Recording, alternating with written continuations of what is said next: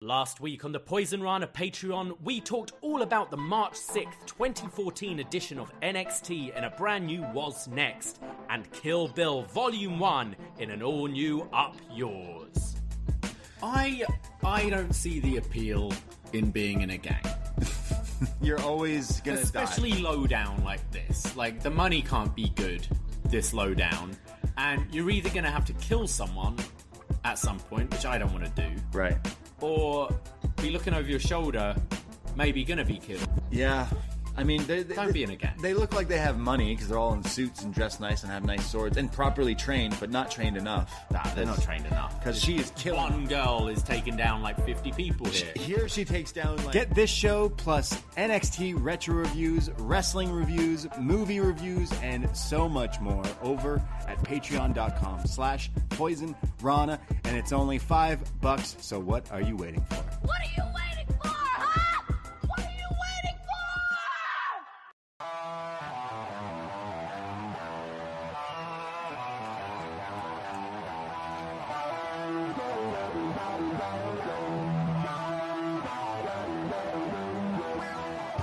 First time in a long time, but back like I never left. Taking each day as it comes, you know me, I don't read ahead.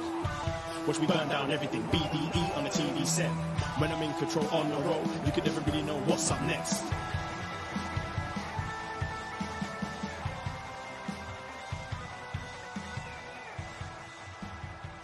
Hello. Hello, hello, hello. Braden Herrington here with Davie Portman for upNXT. You found us in whatever podcast app you are using, POSTwrestling.com, and of course, YouTube.com/POSTwrestling. Hello, YouTube room. Hello, Postmarks. hello, Postmarks. Hello, NXT friends. Friends. We are here today to chat about NXT. More NXT. Feels only like yesterday. 2 days ago, the day yeah. before that we Yeah. were talking about NXT, but here we are again in a Fallout of Vengeance Day, the Hangover edition. Not quite. We're on the road to stand and deliver. That's right. We're on the road to Philly. Is what Philly. they said today. Yeah. which is true. Only a few months. We've got a away. roadblock first, haven't we? We got a There's always a roadblock, roadblock. and then afterwards there's a battleground. There is, yeah. So if you're following the the Monopoly board there, which still they never made up. Like the WWE Monopoly is, they need the NXT. We need the Monopoly. NXT one. We've said this for a long time. Yeah. We need the NXT board. Would go to jail just be go to the parking lot, I guess, wouldn't it? And when Go to the you're- parking lot and you're out for 2 months. or like parking lot is like if you land on that, you get like you lose money. yeah. Like instead of chance, it's you take a chance walking through the NXT Yeah. parking lot. Yeah. Anyway, You're meant to have a match tonight, but you're out. They also still are not selling Wolf Dog t-shirts. However, they started calling them that very heavy tonight. It felt like it became a bit more official today. Vic had to clarify things, but we will get all into that in a bit. We'll give them one more week. Yes. And before we start selling, we could just start selling Wolf Frog. Wolf frogs. That's what we are. We're all Wolf Frogs because we're Poisonrana. Like one of those, like the wolf heads, like Corbin wore, just on our frog. I mean, our logo, shout out Robert Pearson, the genius who designed it.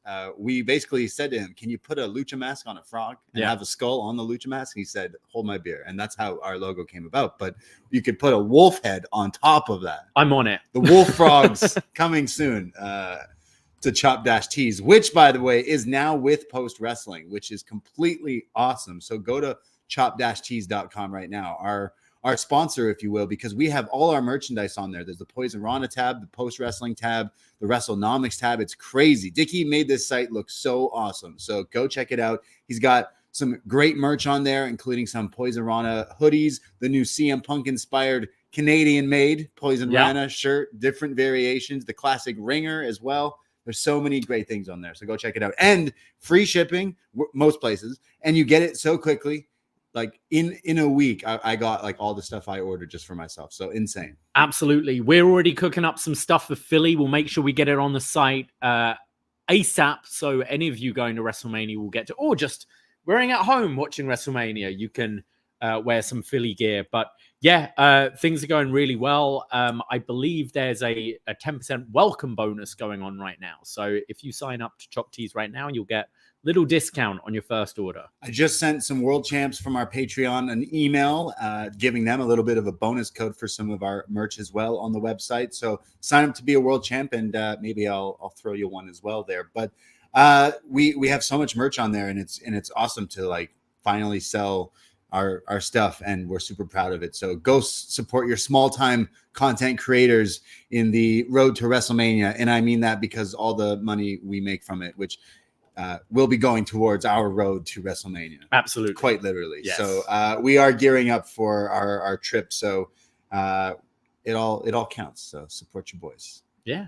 chop-tees.com/Poisonrana for all the Poisonrana stuff. But the post stuff, there's so many things. So many ways to support. You can also support by signing up to our Patreon. Yes. Patreon.com/Poisonrana. Yes, get yourself the gift that keeps on giving. $5 for a whole month's access. Patreon.com/Poisonrana to get all the shows that we do in the back catalog there. We have retro wrestling pay-per-views. We just did the Royal Rumble 2001 just a week ago or so before the Rumble. We just did a review of Kill Bill. Shout out Howie who picked that. So we reviewed volume 1 of Kill Bill. Your first time watching the movie as well. So loved it. Yeah. Quite a fun review. Really fun review there. We just did a recent Was Next covering the Hangover edition of March 6, 2014, featuring Neville finally winning the title. Well, we just talked we're talking now about the fallout from Vengeance Day. This was the fallout from Arrival. Yeah. So we chatted all about that. Sami Zayn, Neville's there, all the bunch. Oh, Charlotte and Ric Flair on screen together for possibly like the first time or something like that. So yeah, it was quite interesting going back and watching that. So you get all those shows plus everything coming out this month and everything in that back catalog. We are working on some great shows. We're cooking up with February because what do we do? We're doing Battle Royale 2. Yes. Because last year we did the first one. So that's in the catalog there for any fans out there. If you don't know what that movie is, you should watch it. It's messed up. But we're reviewing the sequel. Shout out Dan Reed, who selected this. So we'll be chatting with him this week. But we're also recording. We've got a whole lot coming out. We're actually going to be releasing.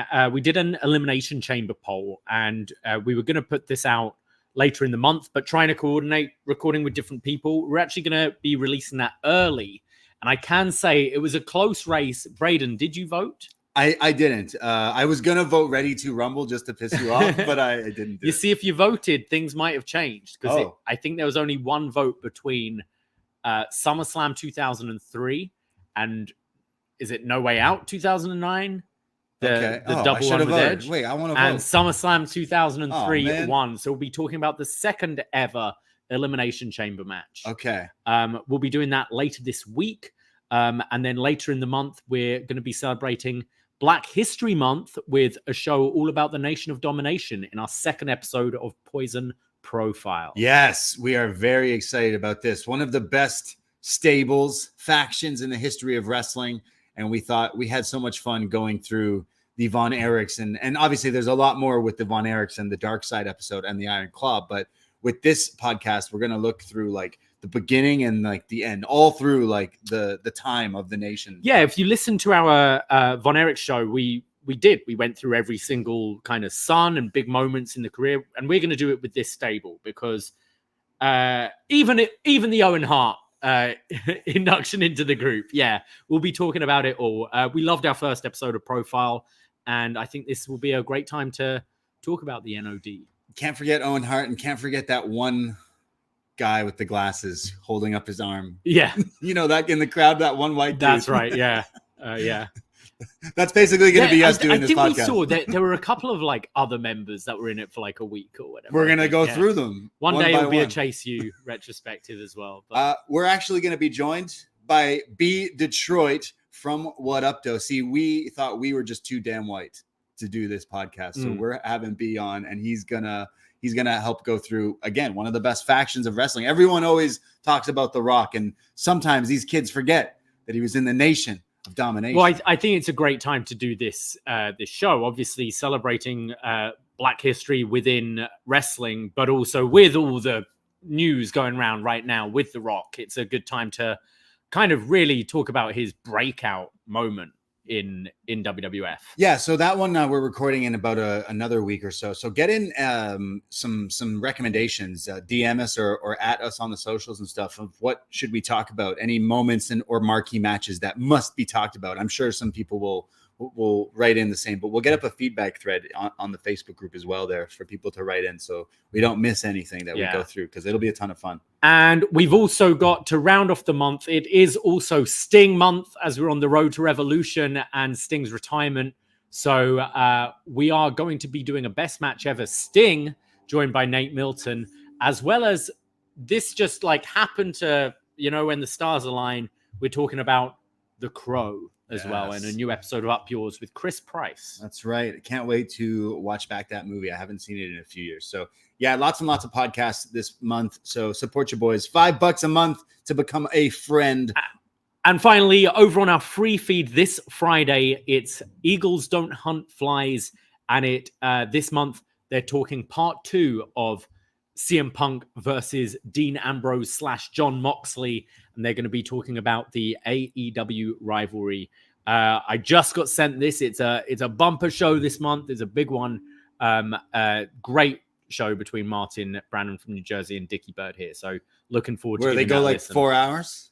They're not quite the NWA podcast. Yeah, I was gonna say, we're not there. We're not there yet. Yeah. Okay. All right. Interesting. Our Red Circle, we'd have to be paying another subscription if it was like that. And we can't be affording that right now. So yeah, lots and lots of podcasts. Poisonrana.ca for links of everything that we do. But thanks for listening. Thanks for supporting. Braden, I want you to quickly look at the screen. How is this render for wolf frogs? He's put a wolf on a frog. I mean, it kind of looks like Joe Dirt. It's work in progress, but yeah. Wolf Frogs. That's our new tag team name.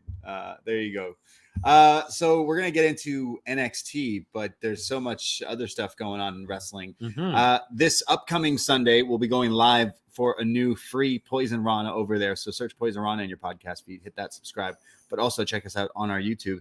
We're going to go live around 2 p.m. 2 p.m. Plenty of time to get to your Super Bowl parties afterwards. Or when you're on the way. I know some people out there who are hopefully doing this safely, who join us live in the YouTube while they're like en route.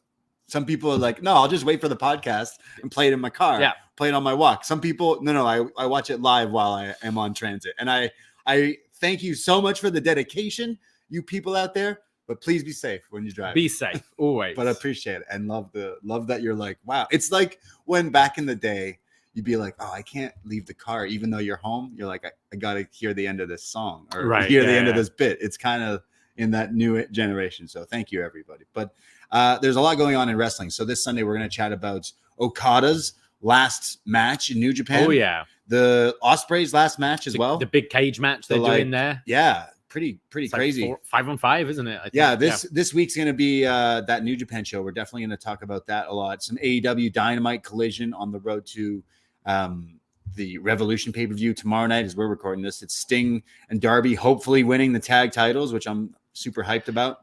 Yeah, I'm wondering, because they've kind of been blowing off the Bucks. So do they do a kind of, Shawn Michaels in Elimination Chamber to the Undertaker and cost them it to get the match, right? Maybe, okay. Which would be a shame to have Sting lose a match right before the final one. No, he's not. Yeah, they're undefeated. He's undefeated. But could be another way they go. Yeah. So we'll chat all about that on Sunday. So join us for that. So yeah, AEW and all the stuff going. They have some good stuff. I mean, the crowd's been looking pretty small and sounding small, but I'm still really enjoying the product and doesn't necessarily affect me. And I'm hoping with the huge crowd they got for Revolution coming up and some of the events coming forward, their crowds are picking back up some steam. So, I mean, maybe we'll see Sasha, Mercedes Moné. It seems like she's going that way, right? There's some things there. So they're cooking some things up there, but But then, what else is going on? I didn't catch any Monday Night Raw, but instead I caught John away talking about it. But what did you? Yeah, I watched last night. Still, the whole Cody Rock thing, and with the other world title and all that, it's very interesting. I am kind of in the camp of let it play out. I will say, I think this whole story that's going on is making me more compelled to watch, because I'm like, what is going to happen next? Where are we going? Will I find out what the match is or whatever? Yeah. It does sound like we'll be getting some answers this Thursday with that press conference in Vegas. But I found it just really interesting, even like Michael Cole on commentary going, I want to see Cody finish the story and all that kind of stuff. I thought Drew again was fantastic, coming out, trying to like get his way into a title match with Seth. So you're now kind of teasing potentially a triple threat there as well. And then Drew attacking Seth's knee after. But also I really liked the Sami Zayn sit down interview. Okay. I don't know if you caught this at all, No. but he was just like sat in the empty arena and talking about, this time last year was gearing up for Elimination Chamber in Montreal. And he says how like Triple H pulled him aside after, and he's like, you've got nothing to be upset about. You should be proud. And you're Rocky, basically. You're Rocky's story. And Rocky didn't win it in Rocky 1, but he went on to. Spoilers. So basically, Sammy is going kind of stating that he's going to be wanting to go for a title as well. And I thought it was just a really well done, serious promo. I've definitely noticed a lot of like small but good changes to the production of Raw and elements like that, more sports based, like sit down interviews and things like that. I've really been appreciating. So, right. Okay. I've been finding it interesting. And the 4-way tag as well, I thought was pretty good, which is setting up British Strong Style versus DIY this Friday. Yeah, I mean, we've seen this match, but with Tyler Bate and Trent Seven. Yeah. So now we're seeing it with a bit of a glow up. Yeah, a bit of the other two. So I'm definitely going to be having to check this one out. I know DIY are a bit hot and cold with kind of they just haven't been really introduced properly. I don't think What I've been finding really interesting is I think audiences have been so used to a certain style of Raw that now they're letting people really go out and wrestle. You're watching these matches where the crowd are sat on their hands because these aren't the stars. They're into your Judgment Days and your obviously you're like your Codys and your Seths, but that mid card they couldn't care less about. And then they really get into the match. And this has happened a lot recently, like with Gable and Ivar last week. Started off pretty much in silence. And then people were going, this is really good. And I think that's happened a lot with DIY's matches recently, which is kind of what NXT used to be. Remember? Yeah. Like so often we'd be seeing, like I think of like a random Danny Burch, Oney Lorcan match, which you're like, I don't care about this. And then you kind of get into it. And they've been, especially on Raw, they've been doing that quite a bit. Yeah, it's always like that where fans want to just care about the big stars. Yeah. You go to shows and it's like that for a lot of the time. So, and I'll say as long as they kind of keep it up and don't do the, oh, well, it's not working, pull it away, you are going to recondition your audience to appreciate this style of wrestling. And it is going to get hotter and hotter. Yeah, I would like to see Johnny and Ciampa get a bit, further on up the ladder when it comes to main roster, but definitely looking forward to that match on SmackDown. Again, SmackDown will be viewed by a lot of people, I'm sure, because it's a day after the Vegas announcement of whatever it is. I'm imagining they're announcing WrestleMania there for next year because, I mean, what else are they doing in Vegas? And I'd assume so. TKO, UFC, Vegas. I don't know. There's definitely that's a good idea, I guess, for them. So, and then possibly announcing a main event of WrestleMania, which goes into they pretty much said on Raw, you'll know by Thursday. So it's the whole hashtag we want Cody, because it's like, did they think that, are they smart enough to have forced basically the yes movement of Cody Rhodes as the we want Cody movement? Or did this happen that they went, okay, we got to do that thing again where it's now just a triple threat? Like, I have no idea what they will be announcing, but like, if you announce Roman v. Rock, then you're still going to get the blowback of, no, we want Cody in there. So then what do? Add Cody to the match later on? I don't know if it's the way they're going to go, but honestly, the best way is the 2-night thing. You know, I think you've kind of introduced Seth to this story anyway, by devaluing his title and what it means. Seth is also someone that, correct me if I'm wrong, Roman never actually beat. It was a DQ at the Royal Rumble when they had their match. Yeah, okay. So I don't think Roman's pinned him during this reign. I might be wrong. So Seth could easily be involved in that story. So Seth Cody opened WrestleMania. Seth Cody, I do that as like the opening match of WrestleMania and close night one with Rock Roman. And then the next night, Cody Rock. That's the best way to serve just everyone. So Cody is going to go, hey, Roman, when I said I wasn't finishing my story at WrestleMania, I meant night one. I got cut off. Yeah, I meant night one. I meant night one. Sorry. So yeah, I'll see you at night two because I won the Royal Rumble. And there you go. You get everything you want. I've seen, I saw like a theory online earlier about maybe it's holding off Cody to win it in MSG. And apparently there's going to be these sort of specials coming up with the new deal. Okay. So it could be like a Saturday night's main event type thing. And the fact that he brings up MSG was where, you know, Dusty held the title, but it got taken away from him and all that. Yeah, but fuck, it's WrestleMania. It's WrestleMania. I agree. It's WrestleMania. But if you are going with The Rock, I guess that's maybe when you do it. All right. So we're saying 2-nighter, Roman wrestling more than he's wrestled in a whole year in 2 nights, which sounds insane. So Roman Rock closing night one, Roman Cody closing night two. Somehow we're getting that makes the most sense, I think. But hell, like they brought interest to this press conference for sure. They brought a lot of interest. I mean, you look at social media, it's everywhere. It's flooded on other pages that have nothing to do with wrestling, which is like ridiculous. Seeing this on my like stupid meme pages, I'm like, what the hell's going on? On Rock's Instagram, he's posting all about some other stuff. It's flooded. Like, he do need to turn his comments off like he was JT or something. Ava left. Yeah, that is something that's like beyond crazy. The fact that Ava Raine, the Rock's daughter, had to basically say, hey, death threats aren't cool. I have nothing to do with whatever the hell's going on in the first place. And now has deleted her Twitter, which is absolutely disgusting. Like, wrestling fans need to be way better than that. Absolutely terrible. Like, reading that made me just feel for her so bad. Yeah. So people, this is a TV show. Yeah. This is not real life. No. This is like, would you get this mad if, you know, Spider-Man didn't show up in the next Deadpool movie? Like, calm the fuck down. Yeah. It's not real life. Where were these people getting so mad about the Vince stuff? That's still ongoing day to day. That's what I was going to ask is, do you think we're going to get many questions on that in this press conference, or have they just done a good job of kind of distracting everyone from that? Like, we know what a lot of the wrestling media is like. It's going to be, how does it feel that you're going to be wrestling at WrestleMania again? Right. Instead of, you know,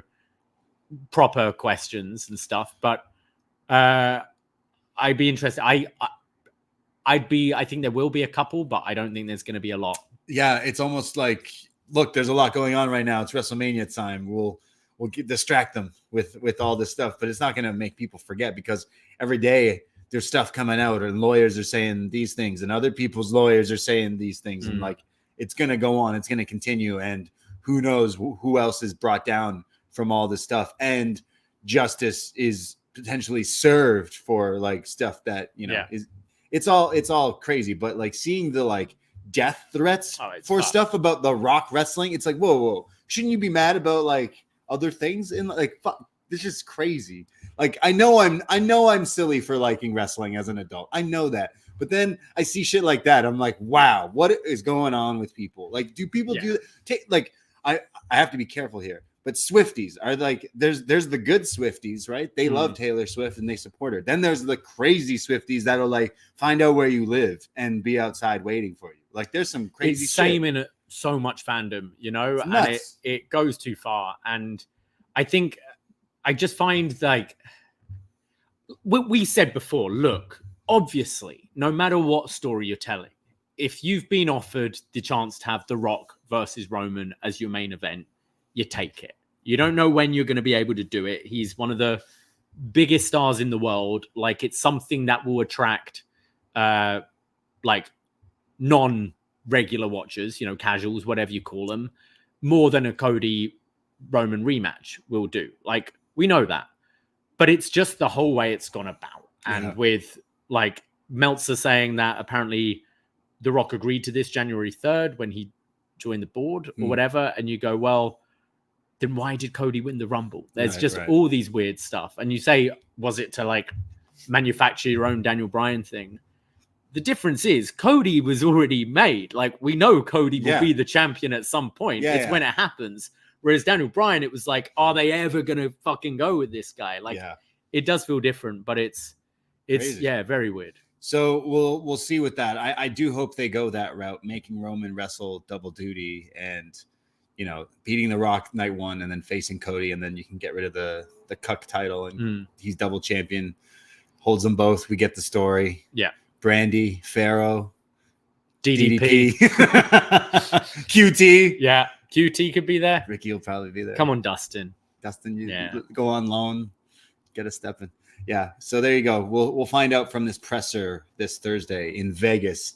And then next year, you think it's WrestleMania in Vegas? We going? Maybe. We'll see. We'll see how I feel after this trip. Yeah.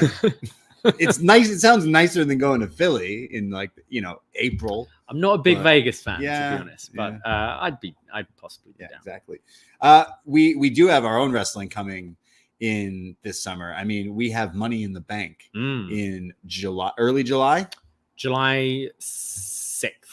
And I don't know if any listeners out there, when we had Forbidden Door in the 6th last year, so many listeners came and traveled to go watch. And I will say, we are working on cooking something. Us wolf frogs, we got something in the works. We're cooking something up for Money in the Bank weekend. So follow the space, and maybe you're thinking, hey, should I go back? It's gonna be summertime. It's gonna be nice in Toronto. That's when you want to visit. It'll be gorgeous. Yeah. I'm so excited. Hang out. You can sit on the CN Tower like Drake. Yeah. Do whatever you want. Yeah. Exactly. So we're cooking something up, but. So anything else going on in wrestling? Again, we'll be live on Sunday to chat everything else going on. So. I mean, there's the whole stuff with Stardom that's been going on. Yeah, which is crazy because so in a nutshell, it seems like the one main dude. I'm gonna explain this like I'm 5 years old here, but the one guy is like, hey, I don't like Bushiroad anymore. I'm gonna tell everyone else I'm starting my own promotion. And you guys can join. And then this got leaked out and they said, hey, you can't do that. So get out of here. You get out of here. So then it seems like he is getting out of there because he's gone. And now it seems like he might be bringing all his friends with him and possibly starting a new promotion.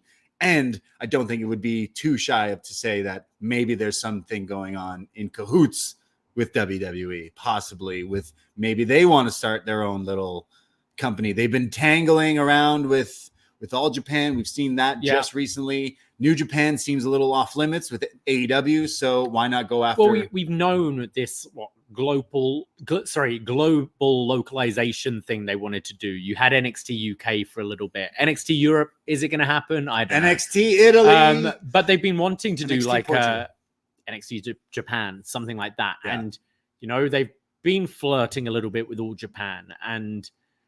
Is this the way to go? They obviously can't do something with Stardom because of Bushiroad, but Julia being a free agent, reports are perhaps that she is WWE bound and perhaps wants to help start this new promotion.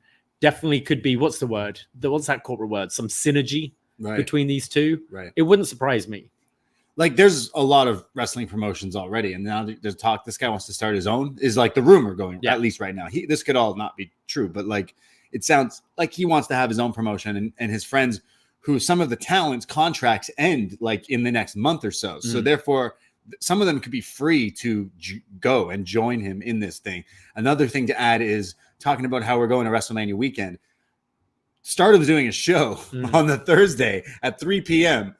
I don't think half their roster will be at that show now. Right. Which I was eyeing tickets. I've had the tab open for fucking 2 weeks and I didn't pull the trigger. I don't think I'm doing that now.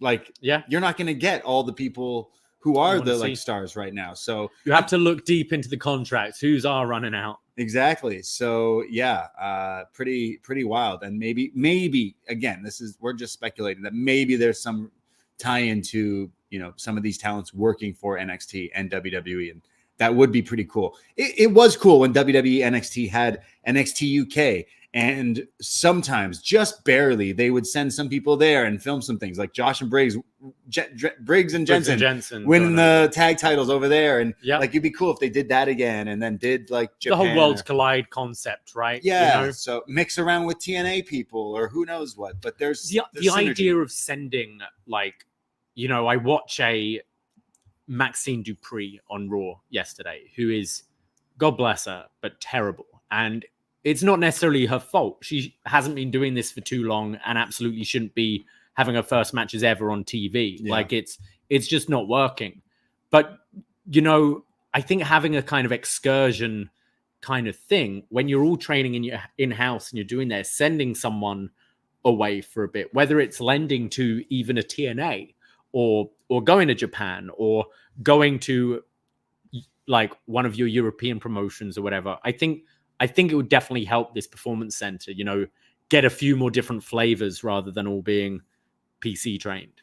Yeah, exactly. You want to be able to get all these different nuggets from all over the place. Why wouldn't you do that? So maybe there is some connection that will happen. Maybe there's just this other promotion and we see the talent follow and they start something up there, and then some of them do, like a Julia does jump over to WWE, but maybe she did say, hey, I'll help you start your own thing. But I guess we'll have to see. But yeah, I know that was on people's watch. But again, I know WH Park, friend of Post Wrestling, host of Post Wrestling, Perez, he has tickets to that Stardom show. And I'm sure he's like, oh man, who's even going to be, you know, I'm sure he's looking to sell it. So anyone looking for it, no. I did buy tickets to the House of Glory versus Revolver because like a bunch of our friends bought tickets to that. So I'm like, all right, let's check it out. I'm sure they've announced Amazing Red versus Ali in the dream match, and I'm sure people are excited about that. But then I also bought tickets Dickie bought one for me, so I bought one for our friend Shane as well. So we're all going to the DDT show, which I'm sure no one buys me anything. I'm sorry. Yeah, do you want to go to DDT? No. We're only going to see the doll. So catch us there in Philly. I've got one in my room. Shall we go on to NXT? I think so. Last shout out to Tracy Chapman and Luke Bryan at the Grammy Awards. If you haven't seen this, I mean, Fast Car, one of the best tunes ever, but he redid it last year. She then technically won the award for best country song because his version like won all these awards. And then now them performing it together was just beautiful. And her first time performing in like so long. So if you haven't seen it, definitely check it out because I do love that song. But yeah. All right. Well, we're in the fast car to roadblock, aren't we, Braden? Fast car to roadblock? Yeah. You've got a fast car. Exactly. Yes. Up NXT, February 6th, 2024, live from the Capitol Wrestling Center. No Booker T, as he's recovering from his medical procedure. So we've got returning to NXT and returning to the commentary booth for the first time in a while, Byron Saxton. Yeah. NXT legend. NXT legend. We do a show called What's Next, as we mentioned. We go back and we watch NXT, and he's just started out in like 2013-ish era. So, although all these years later, he's still wearing pink. Yeah. And still making questionable choices with his facial hair. Yeah, agreed. All right. Carmelo Hayes comes out fresh off the hot angle closing Vengeance Day. Why, Melo? Why? There are fuck you, Melo chants, and Melo has a steel chair, presumably the one he used on Trick, sets it in the middle of the ring, and sits down. To a sea of boos. Sea of boos. It's very loud for this. And he just says, not now. Gets up and leaves. To more sea of boos. He's like, these people don't deserve it. Yes. The crowd definitely helping this. Like, they're playing the part. Yeah. And it was kind of very similar to the Ciampa reaction on Sunday with the Vengeance Day attack. And the crowd were iffy tonight, to say the least. But this part, they were fine. For this, they were good. Like, I think there are times where, you know, you got to bring it down a bit. Like there was a lot of just, you know, trying to start new chants and screaming, especially in this small like studio space. You hear it so loudly. Yeah. And I found the crowd quite annoying at times tonight. Yes. Yeah. So Melo starting the show, everyone wants to know why, and then he doesn't even give us the promo yet. But We then have a Vengeance Day recap, and we start the show properly with Bron Breakker and Baron Corbin, the Wolf Dogs, coming out for their Dusty Cup celebration. And Bron asks Alicia to announce. Baron Corbin's like going to announce them as the winners, and Bron asks Alicia to announce them, and she calls them the Wolf Dogs. And Corbin is like, "Wait, you told her to say that. You paid her to say that." They say Sunday was off the charts. We won the cup, and our names are on the trophy. And Corbin points out that his name is on there first, and no one in this company can stop us. Apart from maybe the top rope. How's your face, Bron? You got a mark there and a mark on the back of your head. And they're laughing. And you kind of got that this was a little bit like the two jobs. Ad-lib, sort of. It was very free, I thought, this. As the crowd segment took over and started chanting, "He's still handsome." And then Bron broke even more. Yeah. It was like, "Yes, I am. Thank you." Yes. These two completely come across as baby faces now. Yeah. Even though they're not. They're great. Yeah. Bron says, look, when you're running 23 miles an hour, things are going to go wrong. And, well, let's congratulate my tag team partner on his first dive ever. You wouldn't have made it without me throwing you over a bit, but still, good job. Again, now he's like dissing him a bit. Like, yeah, you've never done a tope in your life, but because of me, you did. And they say, now we get a shot at tag team gold. So Tony, Stax, the Wolf Dogs are on the hunt. But it's Frazer and Axiom who come out instead for their match. But firstly, I thought this was pretty fun between them. I can't imagine this being scripted word for word like this, but they need to continue in this vein because I found them very fun. 23 I miles. love these guys. 23 miles per hour sounds pretty fast. Yeah. I think the fastest is like, I looked it up, it says 27. So he's up there. He was running like a train when he was doing that. His face did look like it got banged up. But yeah, these two together are very funny, and they better win the titles, and they should be a featured act on the Stand and Deliver show going forward. But yeah, right away it makes both characters have something to do and gets so over with the crowd. Isn't it funny, like how, like last time we went to WrestleMania, we saw Baron Corbin end Kurt Angle's career. Don't remind me, please. And we were so mad about it. And now we're going back to WrestleMania and are genuinely excited to see. You just said, I hope we see we get to see the Wolf on Dogs. Stand and Deliver. I can't wait to see Baron Corbin live in action. I've seen him wrestle a lot. I've seen him wrestle a lot. To be But fair. yeah, what a turnaround. Yeah, this is the best thing he's ever done in his whole career. 100%. But I mean, it all end because Bron's got to go up to the main roster. But I don't know if you bring them up together. Yeah, like this. I think you could, like, I imagine Corbin will go back to the main roster at some point. So maybe just bring them up together. I think you start with these two on the main roster. So we have Frazer and Axiom versus Edris and Malik. This is, they were on opposite sides of the bracket, so never faced each other. And, well, this match is incredibly fast. You've got the Wolf Dogs on commentary. Vic Joseph asks, okay, I just need to know, are we going with Wolf Dogs here? And Bron says, 100% with the Wolf Dogs. It's like, because it says Baron Corbin and Bron Breakker on the trophy. It's like, no, that can change with the Wolf Dogs. Wolf Dogs. Axiom and Edris start. They're going at it pretty quickly. Both blind tag their partner. Malik Blade super kicks Axiom off the apron. And then himself and Frazer, both at the same time, hit crazy fast conhilos to either side of the ring. Yeah, these guys are on fire in this match. They definitely felt like they had something to prove. I mean, when you heard this match was kind of teased last week with these two teams being so fast, like some of the moves early on, Malik and Edris were going crazy. I love Malik the Freak finally getting over with the crowd chants here. I'm expecting him to come out next week with blonde dyed facial hair and challenging Bron to a match. But yeah, he's wearing an infinity scarf as well. Infinity scarf, like, you know, the ones that just the round ones. This guy first, he's wearing sweaters and he scarves. just loves wrestling and knitted. No. Dye your grow a beard and dye it blonde, brother. There's a nice like suplex lift into a twisting neck breaker from Frazer, followed by a leg sweep, springboard double axe, and then a running shooting star press.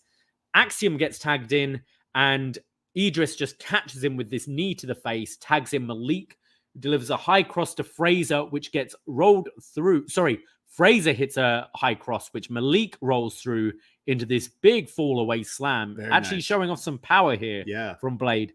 Followed by this big lariat. This is where the Malik the Freak chants were in full force. Hits a power bomb for a 2 count. Picks him up again and delivers a sit-out power bomb this time for a 2. And now Axiom and Edris are fighting on the top rope. And Axiom delivers a one-man Spanish fly off the top, followed by this Phoenix splash from Frazer. But Malik breaks it up. After the break, this had like 3 segments. Yeah, I believe. it felt like it went really long. Frazer hits the superplex into the brainbuster, but now they've added it so it's like chasing the dragon. So Axiom does the kick to the back of the neck on the way down. Yeah, his is more as he super kicks him in the face, Yeah. like while the guy brainbusters him. Pretty crazy. And then Malik and Edris double team Axiom, but Frazer breaks it up. Frazer then pushes Blade off the top rope. Edris goes for his elbow drop, but misses. That allows Frazer to hit the Phoenix splash, followed by the golden ratio from Axiom for the win in a super hot opening match. Yeah, this was great. I mean, this was Vengeance Day level great between the two teams here with all the great back and forth. These are like your cruiserweight division essentially on the show, and all 4 of them were hitting some pretty spectacular moves. But again, it got Malik and Edris over, who for years now have been the like enhancement talent, right? For everyone else. Yeah. And they still are here tonight, but they're managing to break through. And I eventually do hope they are like the white knight. They shine eventually as champions. I mean, I wouldn't be mad if they were the opponents for Bron and the Wolf Dogs. The Wolf Dogs at Stand and Deliver. Again, you could tie in the Malik the Freak and all that stuff. But like the back and forth are great. I do like Frazer and Axiom too. Just really, really surprised me with how good this was. And right after there's the attack, but I assume like Frazer and Axiom get run through by, they go to the titles like right away. So Bron and Corbin just beat up on both teams and then call out the champs. Corbin and Bron already beat Frazer and Axiom. Right, yeah. They beat both all the teams. Yeah, I loved this match. I thought it was great. I feel Idris and Malik have been in this role a bit too long now. Yeah. Frazer and Axiom are a super fun team, but I don't see them as being a team forever. Whereas I think there's money in keeping Idris and Malik as a tag team rather than singles matches, so singles competitors. So Yeah. I'd have liked to have seen them get the win, to be honest, because they lose a lot. And I'd like to see them propelled as a bit more of a serious team. Yeah, I really like them. But Axiom and Frazer are working well as well. But The speed of these 4 guys together works so nicely. Exactly. They're all very fast and very fluid, but I think Idris has stepped up in ring. Malik has always kind of been the more of the flashier stuff, but I'd say Idris has kind of stepped up with some of the crazy stuff he's been able to do. So definitely like on the level of Axiom and Frazer, which is, this was a pretty fun match. I got into it. I do wonder what happens with either of these teams, because they're kind of going to be both in the same position if neither are the team that's used for Stand and Deliver down the line. But either way, I'm in Idris and Malik's corner. Malik the Freak. After the match, Bron and Corbin beat them up. So the family run out, and Corbin just says, look, you're putting those on the line next week. And Stax accepts the challenge. So we're getting this next week, and I see a title change. Yeah, we kind of said this last Sunday. We're like, they should call for the challenge right away. The family have it's ran its course now with Yeah. the titles. I think it should totally be these guys. Who they would defend against, I'm not sure. Well, look, we have like weeks, still 2 months. Still, yeah, a long so way. you could have the Wolf Dogs defend against Axiom and Frazer, defend against Malik and Idris, defend against the LWO, which might be the Stand and Deliver match as well for that. But there's a lot more fun tag matches to do with Bron and Corbin. And if Bron wins this, he's I don't think he's won the North American title yet, but like this is he's just been NXT champ. Yeah. I think this is the right way to go. I think Tony, Stax, and Rizzo could be called up like after Mania. Like, I mean, we could use Italian mobsters on the main roster. I think there could be quite a few call-ups. I'm gonna make my prediction right now. Yeah. Stand and Deliver, the Wolf Dogs against Street Profits. Okay. So I think because I don't see who there is like on the NXT roster right now. Okay. And I think it's something with Bron already called up. you could kind of promote it on the main roster as well. Right. Okay. Yeah, I'd still be more excited for like an LWO like match and Edris and Malik, but I don't see that happening. I just don't feel LWO are like have been pushed to that level yet, really. Yeah. I could see it being a former champions. I think so, like a return to NXT for those guys, and right, like they're not challenging Judgment Day right now. Like they all seem tied up with other things, so why not? Let's get Viking Raiders, or the one is injured, right? Yeah, Eric. Too bad. Poor Eric. Feel better, Eric. We see Ilja arrive, and Kelly Kincaid goes to interview him, and he says, "Look, I don't have time. I'm here to ask Carmelo Hayes questions and hope I get some answers." So Ilja comes out. He's in the ring, all suited and booted, and says, "Trick, this Sunday we went to war. And Trick, I don't just respect you. I like you. And it doesn't matter how much I like you. I just couldn't let you slay the Mad Dragon. You gave me everything you had. And if there was one man who could beat me, you would be a worthy champion." But then says, "It's my duty to call out one person. Carmelo Hayes. You've been accusing me with false accusations for months, and there was no mental manipulation going on between me and Trick. But now we see your true colors. You could not stand to see your friend reach new heights in NXT. So you come out right now. And these people may have given it to you verbally already, but I can do so much more. You son of a bitch." This guy's intense. Yeah. "Come out right now, or I will come to the back and fight you myself." And it's not Carmelo that comes out, but someone seeking justice, Dijak. Did he have his nightstick with him? I don't think so. It might have been in his long coat. The crowd really did not want to see Dijak here, including one guy specifically who just held it for like almost a minute long. Dijak then had to legit be like, "Yo, shut up." And the guy didn't stop. Yeah. It was so, like, again, fans, have fun at the shows. There's only like fucking 80 people in this venue. I don't even know how many fit in this thing. Like, just, come on. It's like, when we have people over to watch wrestling, it's like we can talk during the matches, but if there's a promo, shut up. I'm trying to listen. Trying to watch the rest. Especially the guys talk. It's one thing to boo, but to hold that note for like a minute. The crowd annoyed me tonight. Like, it's been a while. Like, I don't want to sound mean, but I have a feeling no one really likes that person. No. Yeah. Because if they're doing that to Dijak, like, look, I don't like Dijak either. I mean, I do like Dijak. Oh yeah, but like, come on, he didn't deserve that. No. Don't do that at wrestling shows. No. There's a time and a place, and there's never a time and a place to do that. Everyone's chanting, "You suck." I think there's T-bar chants as well. See, there you go. Chant that. Don't just scream at the guy. Chant T-bar. So Dijak says, "I saw what you did at Vengeance Day, and I'm willing to bet you saw what I did at Vengeance Day too," to Joe Gacy. And then he kind of does the Paul Rudd. He's like, look at us. Huh? Just a couple of winners. Whoever thought. Huh? And Ilja's like, "Look, tonight's not the night, man. I'm pissed off. Leave me alone." And Dijak just keeps trying to shut up this crowd. He says, "You like to call yourself Unser Biga, and you have a broken nose, and I'm feeling that you're more just regular Zabiga." And he says, "I learned what it takes to beat Joe Gacy and beat a man who thinks he's invincible." And that's when "Shut Up T-Bar" chants start. And he says, "So step out of my way." Ilja says, "Look, this is just business with Melo, and when our paths cross again, you will realize why I am Unzabiga."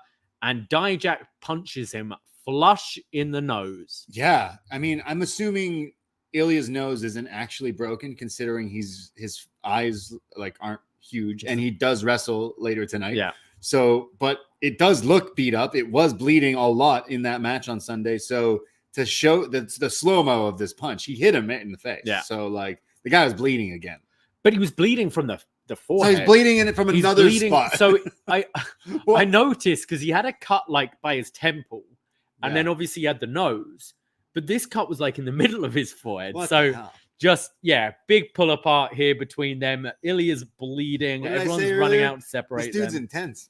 And both of us missed, but this set up the main event. Yes. Like, I didn't really hear them announce this, but yeah. So we missed a couple things also in like the screen behind them when they're talking.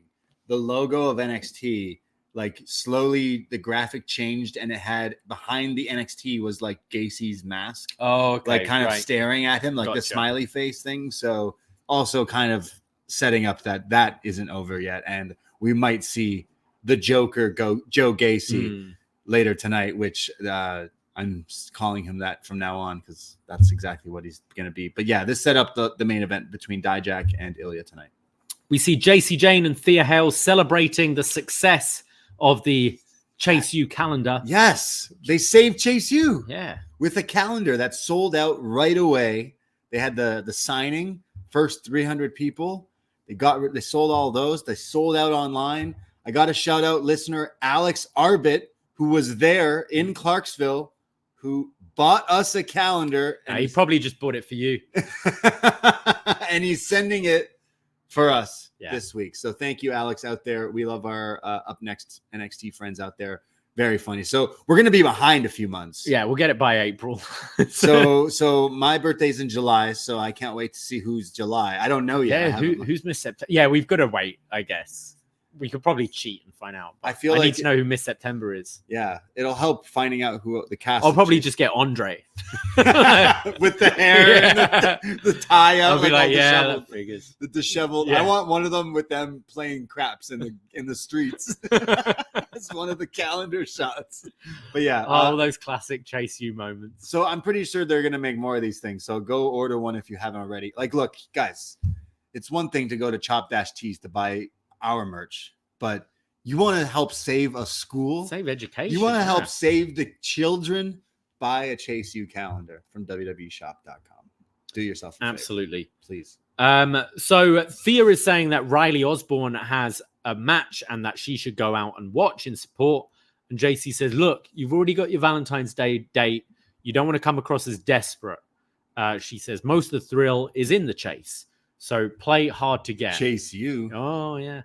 So Thea's like trying to calm herself down. It's like, okay, play hard to get. Okay. I trust you. Look, I mean, we've all been there, but she's leading her in the wrong direction. Yeah. Like, clearly there's a They're already into each other. Yeah. This feels like one of those like rom-coms, Christmas movies where it's like, oh, play hard to get. And then it's like, no, we didn't need to do that. Yeah. This is Act 2, isn't it? Yeah. Before they get back together in Act 3. So like, what happens is JC actually takes Riley for herself, or she's like, no, don't go out with this loser. You could get someone else. I don't know. I feel that could happen. Yeah. Yeah. There's a few ways this goes, but yeah, the play hard to get thing. I'd say don't do it in today's age. You don't need to play hard to get. There's one thing to like, oh, I can't text back. I'll seem too eager. Wait a few minutes. Cool. Okay. That's not necessarily playing hard to get. Not texting for a week and then saying, are you up? That's not, don't do that. Yeah. Don't double, triple text, but like, yeah. Yeah. Oh, yeah. You're a big fan of that, I'm sure. Yeah. Second warning. Next week is Valentine's Day. Yes. Wednesday. Just next Wednesday. Everyone do accordingly. So DVR Dynamite and do something nice. So we're getting Thea's and Riley's date next week, by the way. So. Yeah. We get another segment later because I don't know if they said we're getting the date or we're getting JC helping Thea for the date next week. I might have misheard.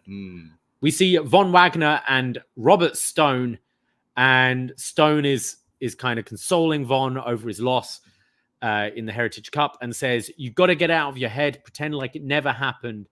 And Stone says, look, I'm not pissed about you losing, but I'm pissed about how Metaphor talked to my kids. And Von says, yeah, that just made me so mad. And he says, your kids are the best. You know what I call them? The Basham Brothers. Basham Brothers. And shout out Mighty Ducks. Then the kids appear from behind the sofa and they yell, sneak attack. And Robert says, look, it's not sneak attack if you yell it. And they say that the kids are the best. And Von's like, yeah. And that's why Oro got assed last week. And the kids look at him like it's a naughty word. So he goes, yeah, I mean, Oro got tabled. That's right. And saying Oro got assed. I kind of like the second version anyways, Von. Yeah, please never say that again. Yeah. Yeah, they weren't like naughty words. They were like, nah, Von. Yo, bro got asked. Yo, I asked that dude, man. Do you remember that? It's like, It was one of the old reviews we did. I think it was Triple H v Chris Jericho, and Triple H just kept saying, "I want Jericho's ass. Jericho's ass is mine. I need his ass." Yeah, bizarre wrestling. Aura got asked. Aura got asked. Von then says we need to like get our own back on them, and the kids and Von start chanting tag team, tag team, tag team. So Robert Stone agrees, which means we're getting Von Wagner and Robert Stone taking on Noam Dar and Oro Mensah next week. They're going to tag team that ass. Yeah. So next week, they're going to get revenge. Stone wrestling again. Yes. The last time he kind of wrestled, he got beat up, but Robbie E, right? This is who this is. So I hope we get a big spot in the match where Von and Stone are in control, and they have Aura in the match in the ring, and they go surprise attack, and then they hit him with like, you know, whatever sneak attack. Yeah. And then who knows? We could have new tag team in NXT, Stone and Von. Well, I've never watched him wrestle proper. Von I mean, Stone. he's not going to wrestle proper next week. No, probably not. But what is his finisher? Oh wow, that's a tough question. I'm sure Fire Frank knows that without searching it, but he was the like. All right, I've got his pro wrestling. The Jersey Shore type character. He was pretty funny in TNA back in the day. Foot pump, which was an inverted stomp face breaker. Okay, yeah, kind of like Zack Ryder. Fresh to death, which was a cutter. Okay. Sure thing, a falling neck breaker with theatrics, and a spinning lifting DDT. All of these sound pretty good, so maybe Metaphor is going down next week. Yeah, I would think so. They're gonna get asked. We go to our next match. Lexis King. Speaking of ass, taking on Riley Osborne. And we have Duke Hudson and Andre Chase at ringside for Osborne, but no Thea Hale. King catches with an early DDT. Riley does this series of chops followed by a huge open palm chop across the chest, which sounded painful. There's then a Fosbury flop from Osborne to the outside, which looked pretty nice. And then King does his running big forearm across the face, starts wrenching the arm back. Osborne comes back with a body slam and then hits a drop kick, very like the Golden Ratio, actually, to King.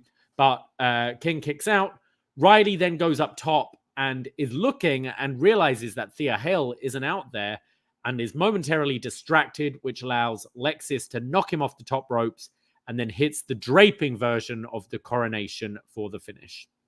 Yeah, nothing too hot going on in this match. I'd say a basic Lexis King match. He's kind of does the same thing a lot of the time. I'd still say he hasn't really shown much. Obviously, we're supposed to hate this guy, so maybe that's just kind of part of his character and his shtick. But Riley, for me, he's pretty bland. He looks like a lot of the other guys that do all the similar moves. He needs something that kind of sticks out, and I don't think having him a chase you kind of C character that now is like we're supposed to somewhat care about when we never really got anything about him before, and then the biggest reaction and the only thing we care about in the match is like him looking for Thea over him doing the cool moves. That's like yeah, he looked dumb.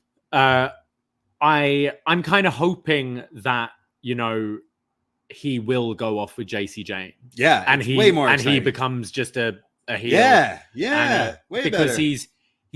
he does some nice looking. I don't know how long this guy's been wrestling. I imagine he's pretty new. Before WWE. Oh, really? Obviously, yeah. Like he's got some nice moves, but it's stuff that everyone does today, and there's nothing to me that makes him stand out against the crop. Maybe a change in character, you know, run this romance angle with Thea, break her heart, be a right dick. Go with JC and King. Be a stable. Yeah, tag why team. not? Yeah. And just be like, yeah, I think that will help him. King, it's the same thing. It's like, let the other guy do the flashy stuff and I'll put you in a headlock and then win. Really not doing it for me, but like the character is work. I'm a broken record, say that every week, but yeah. The character's working, the facial hair is working, but Thea Hale wasn't there. Yeah. That's going to come into play. We have a NXT shop commercial where I noticed Tiffany Stratton is no longer on it. She's moved to the main roster. Pour one out in the good sense. So pour one out, yeah. Future women's champ. Center of the universe. Yeah, I see huge things. We've been going off about Tiff for a long time, so definitely can't wait to see her just kill it in 2024 and beyond. So she will be a huge deal in WWE. We then see Carmelo Hayes arrive back at the arena. He was like, yeah, I've changed my mind. I'll come and speak. We get a video for Kalani Jordan, just kind of like really just a profile package highlighting who she is. Yeah, mainly just to get to Kiana and Izzy watching them. Yeah, we see some girls watching in the locker room about how great Kalani is.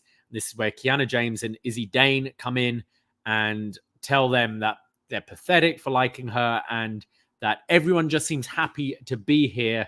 And that's where Brynlee Reese comes in with her coffee and trying her motivational speaking.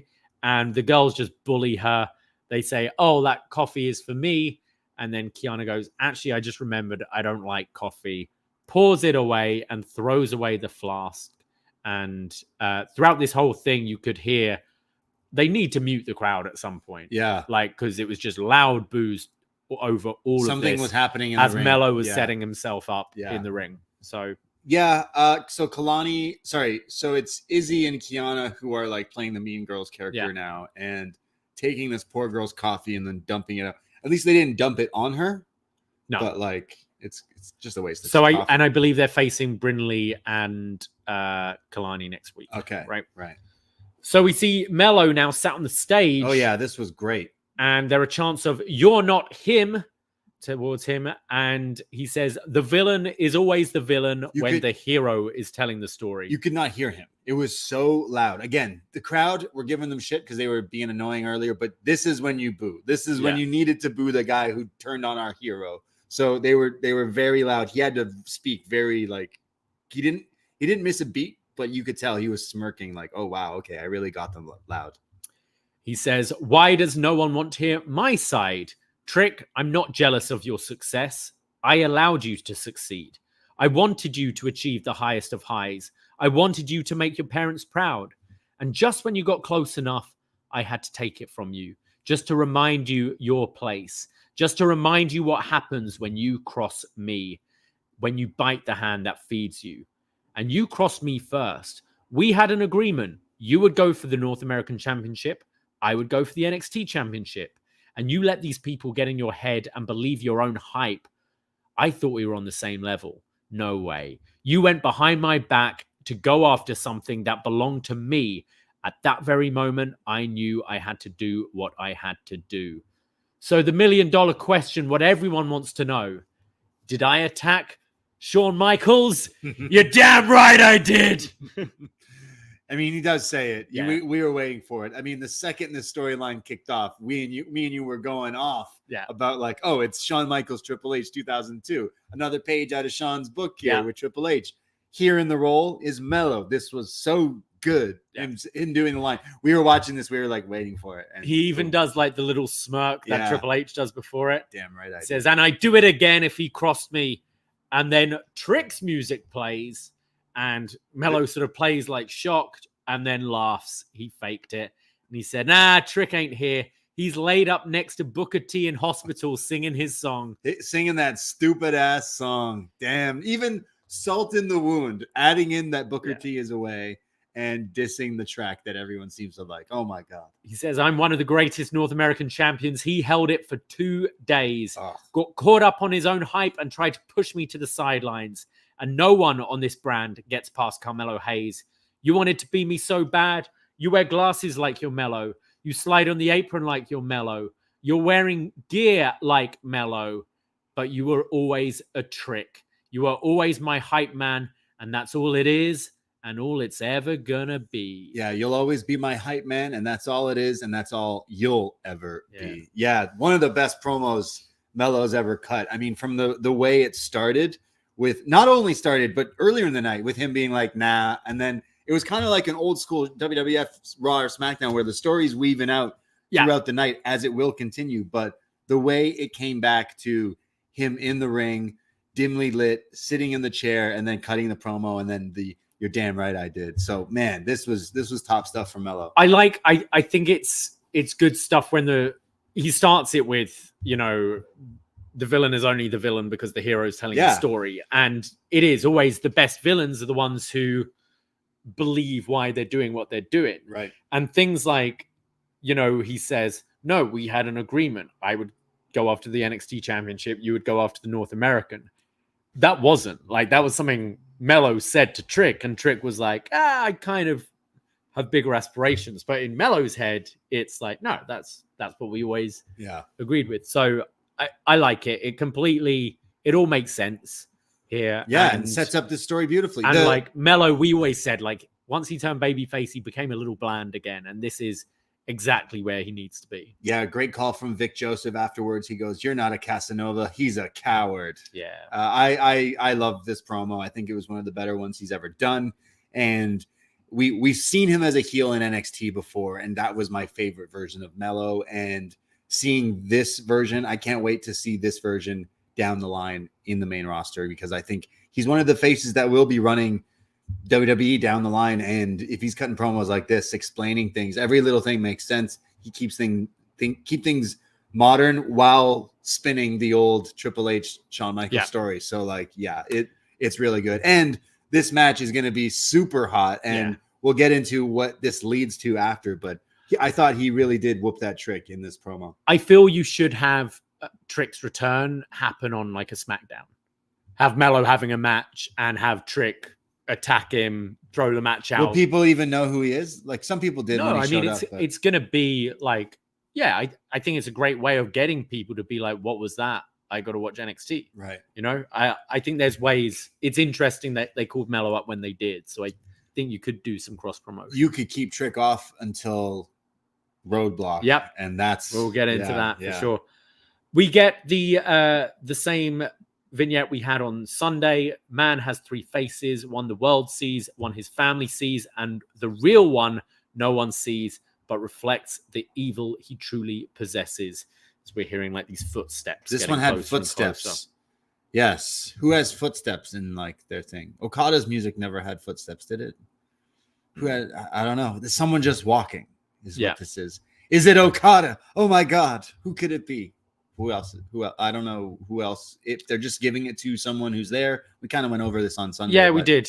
It's the same one. They just played the same thing. So yeah, I can't really think it's like, could it be Okada? Like Steve Blackman? It feels a bit like would they? I mean, the rumors are he's AEW bound, but nothing is confirmed, and I don't know. I've got no guesses apart from Okada, and Okada seems a bit outlandish, so I don't really know. Yeah, is it Julia? Is it Camille? Okada? I feel it's good. Like it's a weird one to be for Okada. It would be weird to be for a woman though. It's it would throw you off because they use the word man. Yeah, they're talking about faces or whatever, but it would be weird if this is the thing that brings in Okada. It's like what does this have to do with Okada? I don't know how we jumped. The internet jumped really quickly, like the Japanese proverb and this and that. Like, yeah, I get it, but it can be for any. We'll see. Like, I imagine they just replayed this one because it was on Sunday, but I imagine next week we'll get a bit more to it, and hopefully it can point us into a direction. Yeah, I'll give some more thoughts maybe a bit later after we talk about the main event and some thoughts and predictions for Roadblock and such. We see Riley Osborne, who's mad that he lost to Lexis King, and he's like. And then he sees Thea and he goes, I lost the match. I looked out and I couldn't see you. Where the fuck were you? And Thea goes, I've got a lot going on. Trying to play busy woman. Busy woman. Woman things. And Riley said, okay, but are you still good for Valentine's Day? And she's like, yes, I'm good. And he does the lame sort of turning away and yes. Yeah. Like privately celebrating. And he says, okay, well, I'll text you. And Thea's all excited, and JC says, look, this needs to stop. You need to relax. And says, next week, I heard it as next week, I'll give you advice. So I think we might. But the date is this Valentine's, unless they show the date. That's what I'm wondering, whether it's because it's the night before Valentine's Day, right. Whether you have JC training her next week, the week after will be, let's see what happened last week. Maybe. Okay. Right. Unless she just means between now and Tuesday. We'll see. So JC's advice today was play hard to get. What's her advice? Show up 30 minutes late to your date? Yeah, probably. Show up like what are some like things that JC would What are some advice, JC? Flirt with the waiter. Oh, Like just old Awful. jealousy tricks. Yeah. jeez. Games. Yeah. Awful stuff. We'll see what happens. We'll see what happens. We go to our next match. Roxanne Perez versus Lola Vice. This is coming out from the NXT Women's Championship match turned triple threat match when Lola cashed in. And Roxanne kind of pissed off that Lola cost her the opportunity. Yeah, rightfully so. Kayfabe-wise, you'd be pretty mad that this person pretty much costed you the match. So Lola goes for her kick immediately, which gets ducked. Roxanne follows up by Fez press, sends Lola to the outside and follows up with her lope. Vice comes back with the running hip attack in the corner for a 2 count. Perez delivers a series of uppercuts and then this nice kind of hop from rope to rope moonsault from Perez. And then into the crossface, which Lola rolls out of into a pin attempt, then locks in the sleeper hold. And Rox tries to go for like the Brett kick off the turnbuckle spot, but can't quite flip over. Eventually just muscles up and sends Lola into the corner. Vice comes back with a spinning back fist. And this is where Tatum runs out, holding the contract and is like trying to give it back to Lola. no, she's yelling at the ref. I'm cashing it in. Right. Cashing it in. So Tatum Paxley is now our truth in NXT, Yes. it seems. And this allows Roxanne to hit Pop Rocks for the win. Yeah, not too bad. I'm liking Lola Vice a lot here on NXT. I think she's got everything going for her, and the wrestling keeps getting better. So wrestling people like Roxanne is only going to help you get better. So I'm happy that maybe we both kind of were saying weeks ago, like, oh, she should cash in, but maybe it wasn't quite her time yet. Maybe she's not there yet, but she's definitely getting there. And I think getting over with the crowd. I don't know if necessarily a baby face. She's reminding me of Sasha Banks, and not necessarily because her gear is somewhat similar to Sasha Banks, but like Sasha, oddly enough, we do What's Next, and we're talking about Sasha right now in the BFFs when she first came into NXT. It's kind of similar. It's like, I think when she finally has this huge baby face run, I think that's what's going to like maybe get her even a bit more over with the NXT universe. But so far, like there was some good stuff. I like her kicks. Like it was a kind of a short match, and the stuff with Tatum was silly, but whatever. It's advancing. I think Lola's really stepped up. Yeah. Working with like Lyra and Roxanne on Sunday and this match here. I think she's hanging with them for sure. The Tatum Paxley thing, I'm not quite into. I don't mind so much the sort of stalkery stuff with sounds ridiculous, but the stuff with Lyra. But if they're just going to make her, this felt like, oh, what would our truth do? Right. And we'll give it to her, which I don't think we need. Also, we have Joe Gacy, right? Like he's the crazy guy. Exactly. Here, so. It didn't really work for me. I imagine we're getting Tatum versus Lola maybe next week or the week after. Yeah. I wonder if we get a rematch between Roxanne and Lyra, a more fair one-on-one, either at Roadblock or Stand and Deliver again. You know what? Last Sunday, doing our show, I pretty much think we talked ourselves into a match that probably won't happen, but fantasy booking here, if you will. Roadblock, Roxanne beats Lyra. Right. And as soon as she wins, Meiko Satomura comes out and it goes, bitch, the reason you passed out was because of me. And now you won the title back, put it on the line and Stand and Deliver. Dude, there you go. There's your big match for that weekend. I just don't know if that's the direction we go, but Roxanne beat Lola here. Should have cut a promo if they didn't do the Tatum stuff, being like, hey, Lyra, I actually want that match again. So there's time to do that. Or that's the Stand and Deliver match, right? Like we go back to that. I definitely see that match happening again at one of the next two. We go forward to Metaphor, who are backstage being interviewed ahead of their match against Wren Sinclair and Fallon Henley. Lash Legend says, no one is worried about that wide-eyed rookie Wren. She got lucky eliminating me from the Battle Royal. And then Kelly has a question for Noam about the challenge from Von and Stone. And Noam says, Mr. Stone and that Flintstone think they're the dream team, but we're the dream team. And that's when No Catch Quarter Crew come in. Is that their name? I think so, yes. I think so. And they say, oh, I'm surprised you accepted the challenge. And Dempsey steps forwards and says, instead of accepting a challenge from someone you haven't faced before. So I guess saying that they've got their eyes on the Heritage Cup, and that's going to be a thing down the line. Damon Kemp seems to have picked up Brutus Creed's shirt since leaving as well. I was thinking that. I was like, don't get me started on these gorilla shirts again. It's the grip, but it's also that like shitty, shiny material. It's athletic material. It's like a fake shirt. Like gym wear, right? But yeah, it's like a shirt. He's got his own name on his shirt, but it's not an official WWE But it's still shirt. a gorilla. But it's like gorilla-esque. It's not as gorilla. It doesn't have fake hair on it, right? I didn't look closely enough. But it was running through my head. And I was like, oh no. Yeah. We go to the tag match. Jakara Jackson and Lash Legend of Metaphor taking on Wren Sinclair and Fallon Henley of the Country Pub. Jakara delivers a big chop to Wren, knocks Fallon off the apron. Lash comes in with a big forearm. There's the like leapfrog sit out in the back, like world's greatest tag team. Yeah. Shout out to Shelton Benjamin, Charlie Haas here. Never knew what they called this, but the like draping backdrop leapfrog thing. That was from Lash and Jakara. After a long beatdown to Wren, she finally makes the hot tag to Fallon, who hits this beautiful looking wheelbarrow into a drop kick bulldog, taking both out. Very clean, yeah.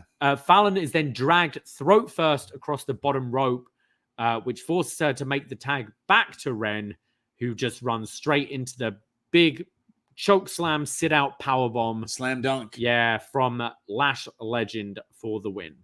Yeah, a pretty quick match, so I don't think it's necessarily outstayed its welcome. I think Fallon is such a pro here, so helped make everyone else kind of look good. You joked and called them the country bumpkins. What? Country bar. Because Sinclair's gear has got like denim, like stitching stuff. Yeah, she's got one whole leg of jeans. Yeah, the Nikos Ricos gear award. She's in the running for winning that, which no one's won since Nikos Ricos. So Wren Sinclair, you're in the running. But it's again reminding me of Justin Timberlake, Britney Spears, that video awards where everything denim. Like she should just wear that going forward. But yeah. I don't think they lose anything from losing to Metaphor right now, but I'd say something I say every week is Fallon is the one Fallon's should be great. The star. I know they're definitely working on Lash and she looks good, but she's facing people like Fallon. Wren took the fall, right? So something that always annoys me in tag matches where Wren was beaten down for all of this match. Fallon gets tagged in, is in the ring for 30 seconds, and tags Wren, who seems fine again, and then gets beaten. It's like, why did you make that tag? Yeah. But yeah, I thought Fallon looked great here. And she looks all mad afterwards. I love Vic Joseph. He definitely is a fan of Fallon Henley because he's always hitting like the bar jokes. Puns. Like he's like, oh, hair of the dog for Fallon, like all that kind of stuff. And I assume he's in her corner. I'm going to reiterate, her finish needs to be called 86th. 86th is what when you're out of something. So you 86th. say, oh, 86 Jameson, 86 Guinness. What does she call her finisher? We always forget. Top shelf, is it? Or something? Last call? Last call, maybe. Last call has been like what? Scott Hall's and a few other wrestlers. I like Caden and Katana have the keg stand now. That's pretty cool. That's pretty funny. Yeah. I mean, yeah, that's pretty good. But have you seen it? I can imagine it. It's that she holds her up into a handstand and then drops her. Have you ever done a kick stand? No. Have you? You know me and my super kicking skills. Oh, but so you're terrible. I have done it once or twice, even though I'm a big dude. But I can down a pint pretty quick. Yeah, I feel like actually you'd be pretty good at it. Like the handstand, I needed someone to help me do the handstand, obviously. Yeah. But like once you're doing it, you're chugging beer. It's kind of fucked up. Right. It's good. So Money in the Bank weekend. Money in the Bank. Getting a fucking can we get kegs of White Claw? Us two against Post. Keg stand challenge. Yeah. You heard it here first, Ting, Pollock, you cowards. You'll have hours before the press conference to sober up, John. It'll be fine. Yeah. You heard it here first. Yeah. We see Josh Briggs backstage with this is one of the breakout people, the next in line. I can't remember who this guy Losing is. track lately. I'm afraid. Yeah. I'm sorry. But yeah, Briggs is here. When Brooks Jensen comes in and is like, hey, how you doing? And they're like, yeah, good. Briggs asks him, "How are you doing?" And Jensen gives him the old, "Never better. Never you know, better. I'm just doing great. I'm lost without you." He's like, "Oh, did you catch Fallon's match?" And Briggs is like, "Yeah, well, you win some, you lose some, just like you, just doing your thing." And yeah, Brooks says, "Look, I need you all." He goes, "You and Fallon are doing your thing," and you see Briggs stop, and he kind of has this smile on his face, and then turns around all mean, and he says, "You think being sad is going to help you?" Shoves him into the lockers, says, "Being nice isn't going to help you. There's a performance center of people wanting your spot. Grow some balls," and shoves him again for storming off. Yeah, really like this between these two former friends and allies. And I think this is what's best for Brooks Jensen. You knew you were feeling bad for him. I was feeling sad when he was wearing their old t-shirt. When like their whole bit is like they're trying to move away from, I mean, they don't all have their own t-shirts yet, but like, I'm sad we never got one of those shirts. We should before they don't sell them anymore. They might be on sale on NXT. But yeah, I really like this, and I hope it leads to a match between the two, but also like Jensen then like stepping up and challenging some of the quarter catch group people, just challenging people to matches, actually wrestling and seeing. We've been saying for weeks on end now, like he should be someone who's in one of these like excursion things because him anywhere would be super interesting for wherever he ends up. That would help a TNA and help him. He's so young and therefore like is so like adaptable. Like he's still growing and evolving. So like it's I really like this. He can really improve, and I'm sure it's scary for someone like him. Like Briggs comes from so much wrestling background before, but Jensen, like he's acting here. He's he's doing his best, and you said he's young and stuff. But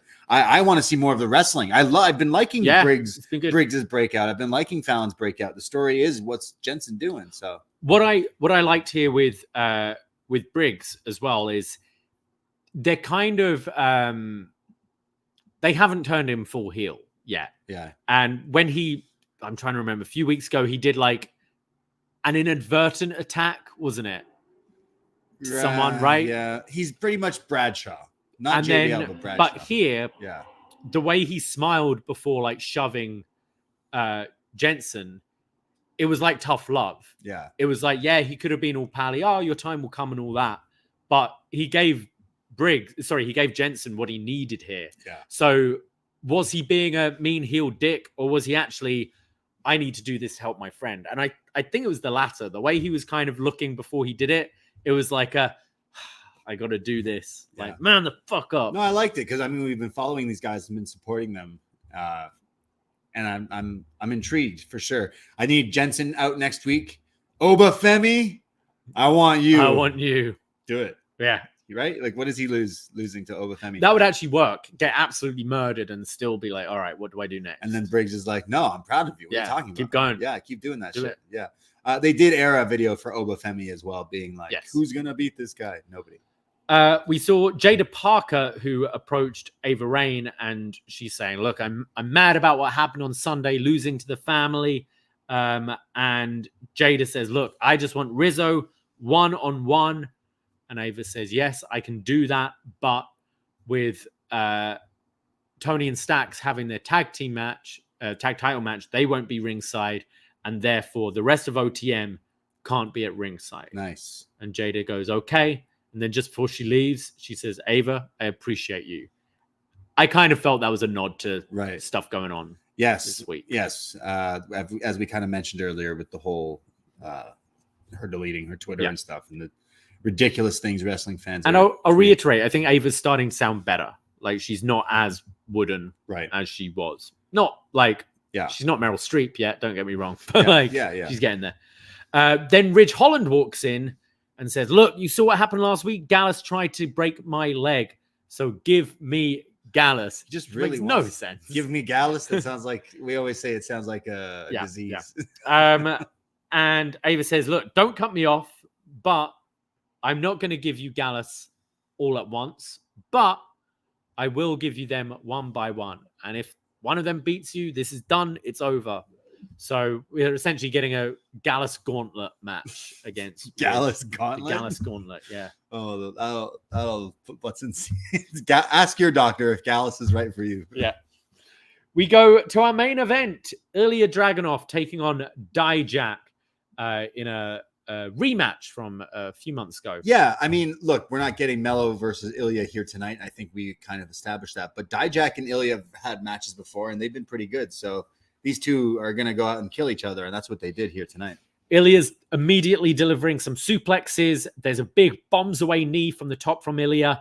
Ilja goes up top again, but Dijak knocks him off. And as they're at ringside, we see an arm, possibly Joe Gacy's, come out from under the ring. And Dijak then looks underneath the ring and can't see anything there and looks all confused. There's then a huge back fist from Dijak, again, right to the nose of Dragunov. After the break, they're just trading blows.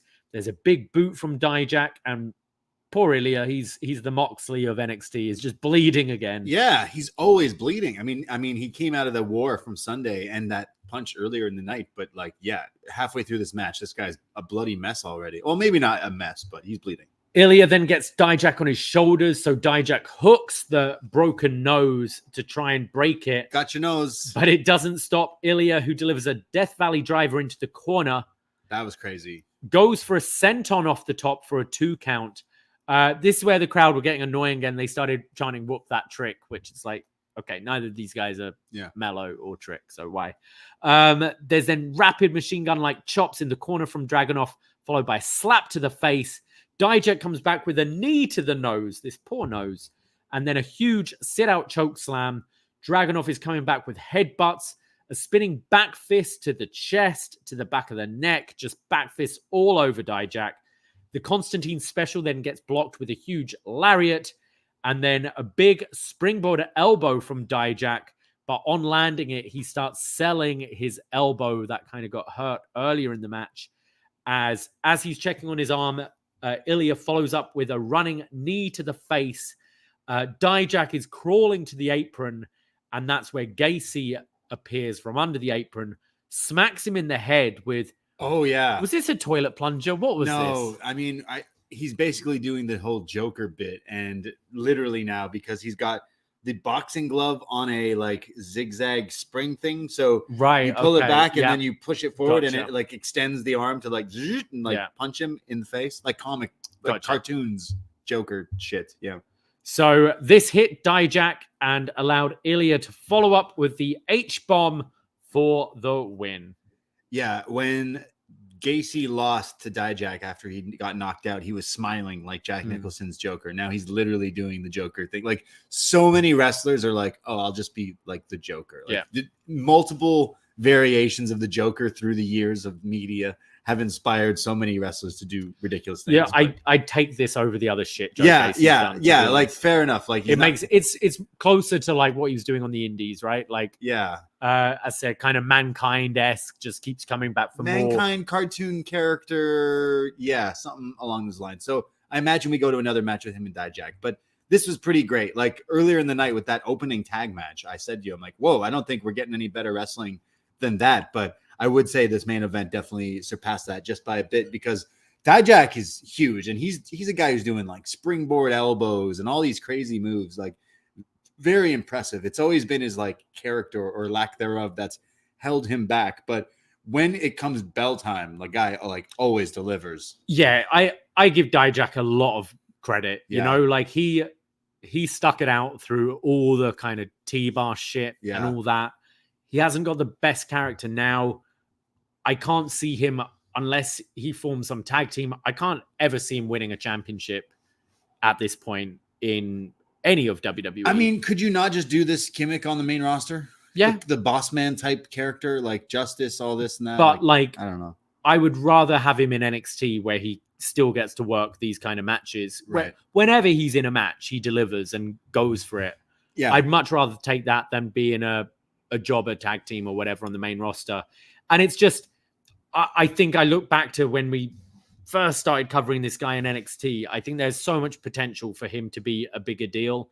It never happened, but I respect that he still like gives us his all. Yeah. You know? Yeah, exactly. And that sounds patronizing, but like he always, like his chemistry with Ilja is great. Like think of his match with Wesley last year. Like he still delivers really good matches, I think. Yeah, I think the character is a bit odd, but like maybe that would work in WWE because again, like when it comes to the matches, like it should get over. He's a pretty good heel. So, I mean, he's great here for serving someone like Ilja, who just had a banger of a match on Sunday and then here back to back going again with Dijak and getting busted open like in multiple places. His nose that can't be actually broken, but like was bleeding, was damaged. His face is bleeding. And these guys are so crazy and intense that they were hitting each other with some big things. So yeah, power to them. I really got into this match, and then it sets up for what happens afterwards. So after the match, Melo comes out, attacks Ilja, and then hits him with the title. Oof, we haven't seen that in a while. That was a good title shot there, yeah. Melo really taken out of Triple H's book tonight with the "you're damn right" and the title shot to the head. Trips used to do that all the time. And then poses with the title at the end. And then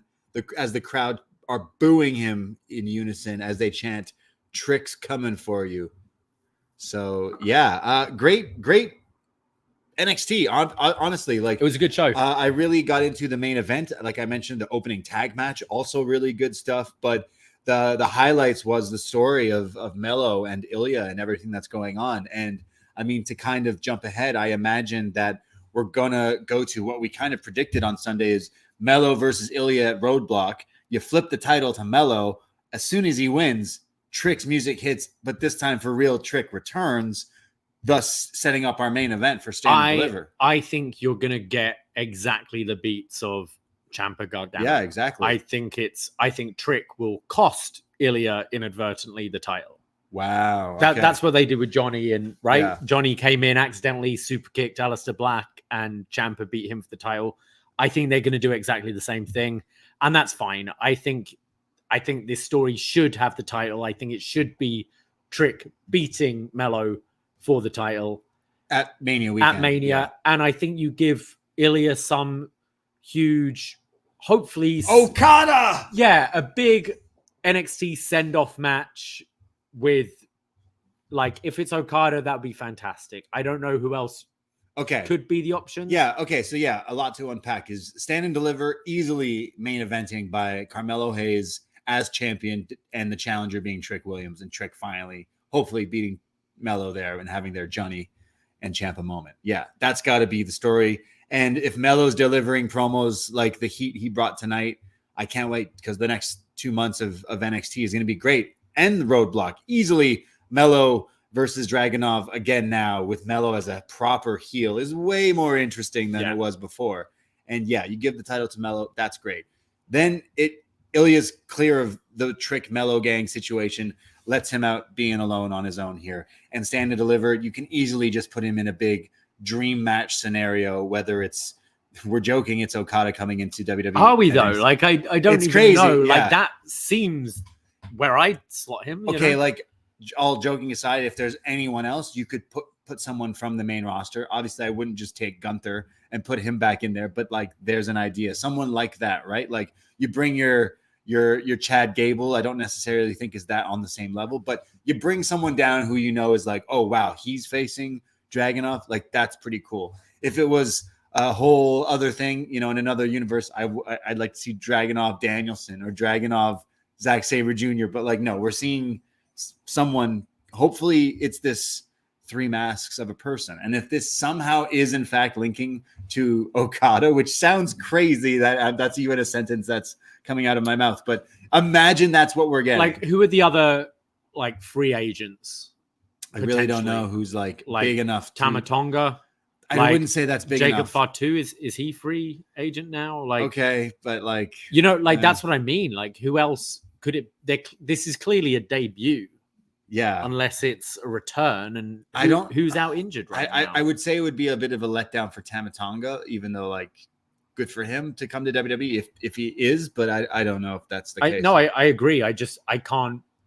Normally we're like, oh well, this guy's on the shelf, this guy's on the shelf, this guy's coming in at some point. I can't off the top of my head. There's a few big options on the main roster. Like, look, there's a few guys that you could be like, oh, I would like to see him versus like AJ Styles versus Ilja, Finn Balor versus Ilja. Like Ciampa. There's a few. Well, Ciampa and Gargano might be Gargano versus. We said that on Sunday. Like Gargano Dragunov would be absolutely bonkers as well. Like there's a few other options to go there. Rin in the chat says, what about TNA guys? Like, yeah, Josh Alexander versus Ilja Dragunov. You know what I mean? Okay. Probably not going to happen, but that would be the guy from Yeah. over there. Ziggler coming back Yeah. to NXT, his home. Yeah. just like a I few mean, years ago. it's got my interest because I really can't think who it is. And I mean, is it like I'm looking, ticket prices for Stand and Deliver are very, very reasonable right now. Yeah. We normally like to play the let's see what we can get on the day. We've scored some freebies before. We've got some good cheap tickets. Always appreciate the freebies. We've got like front and second row before, like last minute. But if it is Kazu, I don't think it's Big Kaz, buddy. I mean, as much as you know I want it to be. Like, if it is, the tickets should we? That's what I'm saying. Should we get these tickets before they announce this is either going to go big Dream Ilja match? So you're looking at tickets now because they're like $20-$30 right now. That's cheap. US, which is like $100 for us. Yeah. But you think adding Okada would raise the price of these tickets? No, they'd sell quicker. Yeah. And therefore they'd be on resale, which would be a higher price. Right now, they've got like face value tickets. I want to say this again. Nobody go out there and buy tickets and then get mad when it's Tama Tonga versus Dragunov. We had nothing to do with it, but I'd also take that bet. Like, yeah, they'll only probably go up, right? Like it's Mania weekend. There's thousands of people there. They're unlikely to sell this out, but they will scale it down a bit. Yeah. So I don't know. There you go. Anyone out there? $30. It's worth a few, punt, isn't it? Yeah. I think you should buy a few. All right. And we're going to be going. So, but yeah, selfishly, yeah, fuck it. Okada, Dragunov, what the hell? Like, come on, that's insane. But at Poison Rana Pod, Twitter, Instagram, who could be the one taking on Dragunov as Stand and Deliver? But I'm not looking past the Melo Trick storyline because, yeah, that's going to be some great TV going forward. Melo knocking it out the park tonight. Reinvigorating why we loved him in the first place as a badass heel, and I love to see it. Love him and Ilja going to be clearly facing at Roadblock, which should be him winning the title back. Trick coming back in huge fashion. You think Trick's going to inadvertently cost him the title? Absolutely. That should be pretty fun if they go that route.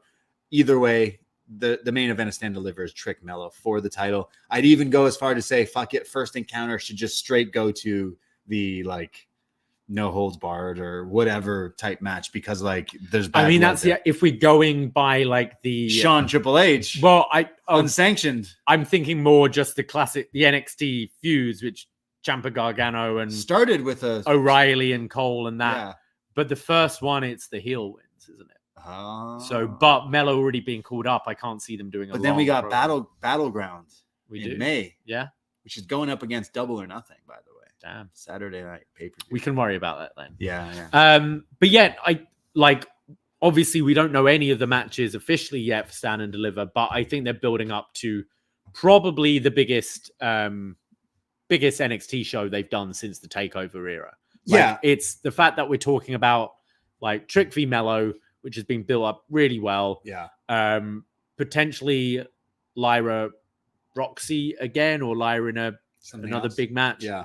The Ilja potential dream match and the fucking Wolf Dogs, it's stacked. It's stacked already and we don't even know what it is. Yeah, it's still months away, but definitely looking forward to that. So NXT hitting it strong on the road to Philly, as they said here tonight. So the next weeks of TV are going to be really good. I mean, next week we got the Wolf Dogs having a tag team title shot against the Family. I think we're getting a new champions here with the Wolf Dogs. So yeah, things are looking good for this Mania season, not just on main roster side, but on NXT side as well. I think they've really turned the corner with some great storylines, but also some great wrestling. Yeah, NXT still has the Degrassi NXT vibes with the locker room chatter and all that stuff and romance and dates, but that's wrestling. Yeah, I don't think you need to isolate that to NXT. Like I still feel NXT has people out there acting. You've got Angelo Parker and Ruby Riott on AEW. I just people are out here acting for the first times on TV a lot of the time.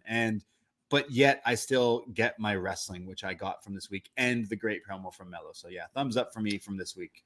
Let's go to before we go to feedback, we just got a message from versus Gary Coleman who says, Davie looking good. Thank you. I'm still waiting to fight Braden Herrington. Meet me behind Long John Silver's, you chump. Who is this guy? Well, it's not Gary Coleman. Okay. Rip. But whoever this fraud Okada. is. Yeah, it's Kazu. Well, let's go to feedback. We always put up feedback on our Facebook group. Join it. It's called Poison Rana. Yes, join the Poison Rana page. RYA in the chat has feedback. He just says HBK cooking. Yeah. He is. HBK is cooking. Do you have the thread up? Shall I start? Yes, I'll go here. From Manny from Pacoima, who always writes in. We love you, Manny. He says, that Briggs and Jensen segment, it really is over. And here we stand, worlds apart and hearts broken in two. I think he's separate ways. Yeah. The opening tag match was fantastic. I really hope this isn't another start and stop with Edris and Malik again. Ilja and Dijak delivered another hard-hitting match. Where do you see this Dijak-Gacy feud going next? I mean, yeah, we're going to get a cartoon House of Horrors match between these two. I mean, next needs to get weaponized cage. Yeah, like more violent. Yeah. Yeah, exactly. He continues here. Will the Wolf Dogs mark their territory as the alphas of the tag division next week? I hope not. I love the way you put it there. And are we going to get the Stone Twins versus Dar and Mensa at Roadblock? Chop Tees, have it your way. That's BK, isn't it? Chop Tees, have it your way.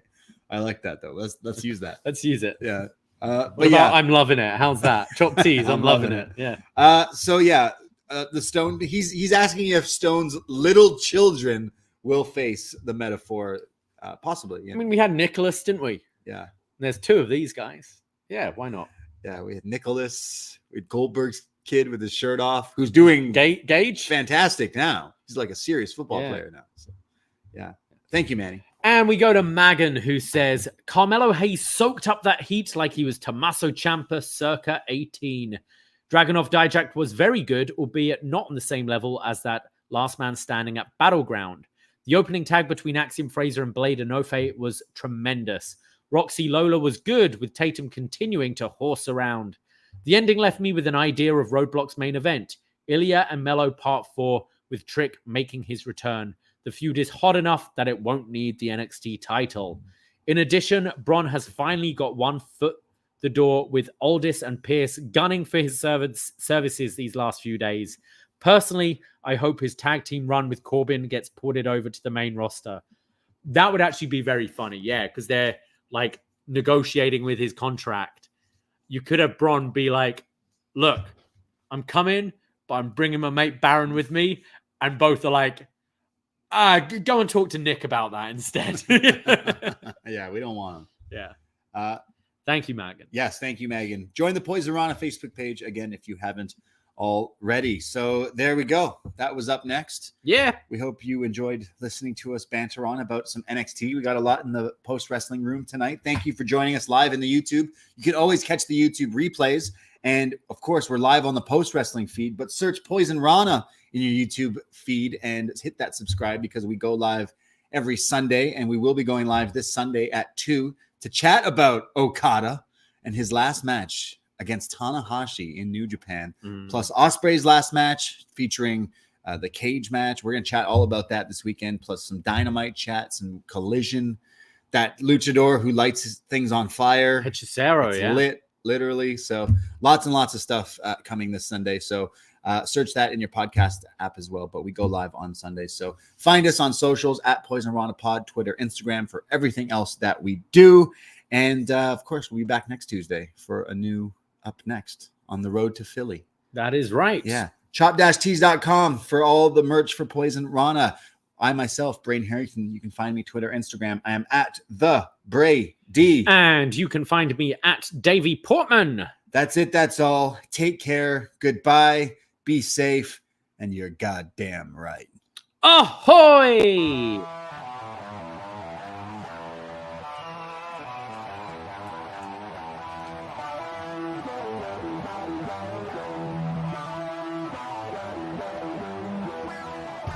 First time in a long time, but back like I never left.